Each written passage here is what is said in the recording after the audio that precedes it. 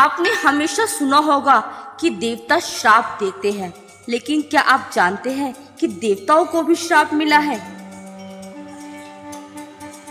ब्रह्मा जी की पूजा क्यों नहीं होती?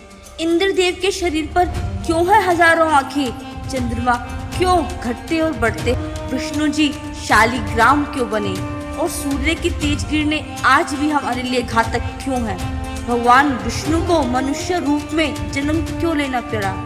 इन सब के पीछे है एक श्राप, जिससे आज हम वीडियो में जानेंगे और अंत तक इस वीडियो में बने रहेंगे। ब्रह्मा जी को श्राप, ना होगी उनकी पूजा। ब्रह्मा जी सृष्टि की रचयिता, लेकिन क्या आप जानते हैं कि उनकी पूजा क्यों नहीं होती? कहानी है, एक बार ब्रह्मा जी और विष्णु जी में विवाद हो गया कि कौन सबसे बड़ा है। दोनों भगवान शिव के पास गए। भगवान शिव ने एक लिंग रूप धारण किया और कहा, जो इसकी शुरुआत या अंत ढूंढ ले वही सर्वश्रेष्ठ है। विष्णु जी नीचे की ओर गए और हार मान ली, लेकिन ब्रह्मा जी झूठ बोल गए। उन्होंने केतकी फूल को गवाह बना लिया कि उन्होंने लिंग का सिर देख लिया। भगवान शिव प्रकट हुए और क्रोधित हो उठे। शिव बोले, हे ब्रह्मा, तुमने झूठ बोला, इसलिए तुम्हारी पूजा पृथ्वी पर नहीं की जाएगी। और इंद्रदेव को मिले अनेक श्राप। इंद्रदेव स्वर्ग के राजा, लेकिन अक्सर अपने अहंकार और काम वासनाओं के कारण शापित हुए। सबसे प्रसिद्ध कथा है कि गौतम ऋषि की पत्नी अहल्या के साथ छल। इंद्र ने उनका रूप धारण कर ऋषि की पत्नी के साथ संबंध बनाए। और गौतम ऋषि को जब यह ज्ञात हुआ तो उन्होंने इंद्र को श्राप दिया कि तुम्हारा शरीर 1000 योनियों से ढक जाएगा। बाद में देवताओं ने प्रार्थना की, तब ऋषि ने योनियों को कमल के समान आंखों में बदल दिया। इसलिए इंद्र को सहस्त्राक्षरी भी कहा जाता है, जिसकी 1000 आंखें। सूर्य देव को शनि से मिला श्राप। यह कथा है कि शनि देव और उनके पिता सूर्य देव की। कहा जाता है, जब शनि का जन्म हुआ तो सूर्य देव ने उसे अकुशनी और अशुभ मानकर नजरअंदाज किया।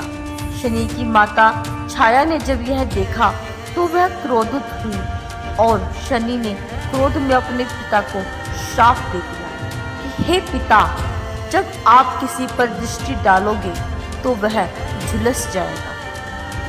तभी से कहा जाता है कि सूर्य की सीधी दृष्टि कई बार घातक होती है।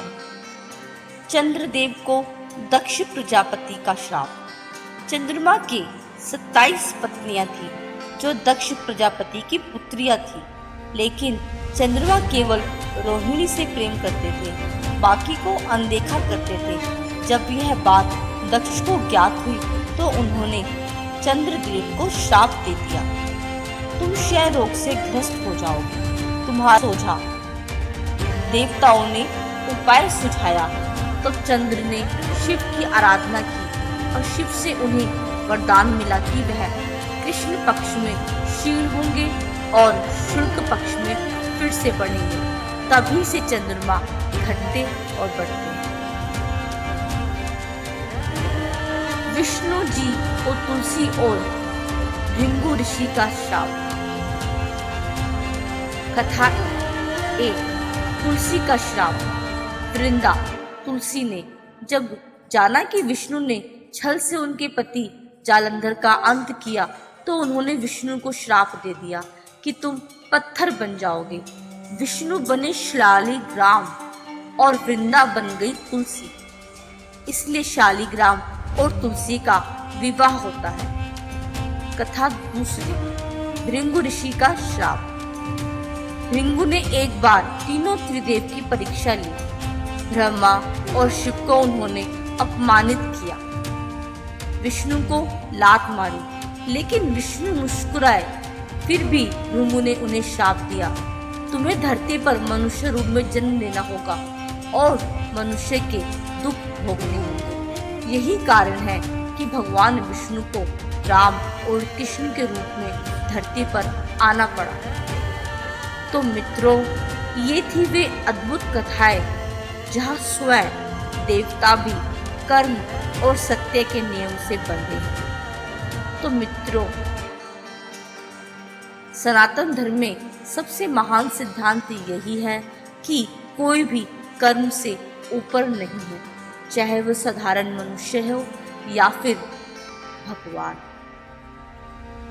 अगर आप किसी का दिल दुखा रहे हैं या आप किसी के साथ अन्याय कर रहे हैं या आप किसी के साथ कोई धोखा कर रहे हैं, किसी की मजबूरी का फायदा उठा रहे हैं, तो यह ना समझे कि आपको कोई नहीं देख रहा और यह बात कोई नहीं जानता, क्योंकि जब खुद भगवान तक अपने कर्मों से नहीं बच पाए तो हम तो बहुत साधारण से मनुष्य हैं। अगर ये वीडियो आपको ज्ञानवर्धक लगा तो इसे लाइक कीजिए और इस चैनल को सब्सक्राइब कीजिए और कमेंट्स में बताइए कि कौन सी कथा आपको सबसे ज़्यादा चौंकाने वाली लगी। मिलते हैं अगली आध्यात्मिक वीडियो में, आध्यात्मिक यात्रा में।